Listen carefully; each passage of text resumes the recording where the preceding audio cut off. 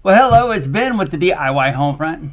And on this episode, we're going to be repairing a DeWALT sander. Now, I had one of these DeWALT sanders break on me, and I just went ahead and replaced it because I had used it so hard, I figured I had just wore it out. And when the new one came in, I went to look at the old one, and when I realized what the part was that broke, I was really mad at myself. Because that's the part. It's like an oversized rubber band. I'll leave information about this in the video description, but let's go ahead and take apart this DeWALT sander and I'll show you what it's doing and how it's going to get fixed.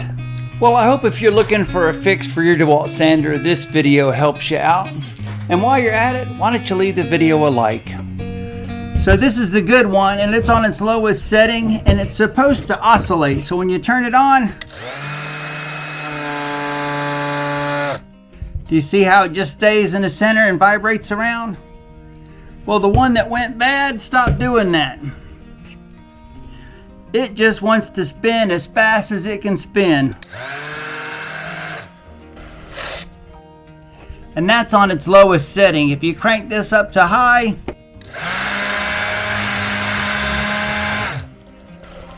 it will just spin and spin and spin, and you would be surprised how quick that can take the wood down. But let me show you how simple it's going to be to fix this. We got 4 screws here we'll take out real quick. I say screws, but what I mean is torque bits, the kind that have the little star pattern on them. Last time I sheared one of the screws off, so I'm going to be careful with my power tools. Now, I don't know what happened to this, but it just disappeared on me. The part is referred to as a sander belt, and I got these off of Amazon.com for $9. And this simply goes around here and loops over this.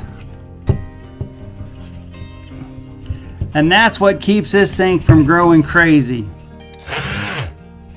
Well, the back of the sanding pad is keyed, so it can only fit back on the sander in one way. But once you have that in place, there's just those 4 torque screws to put back in, and then you should be good to go.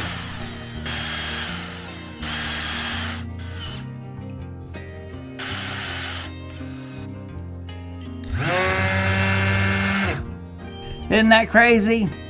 And that's all I needed to do.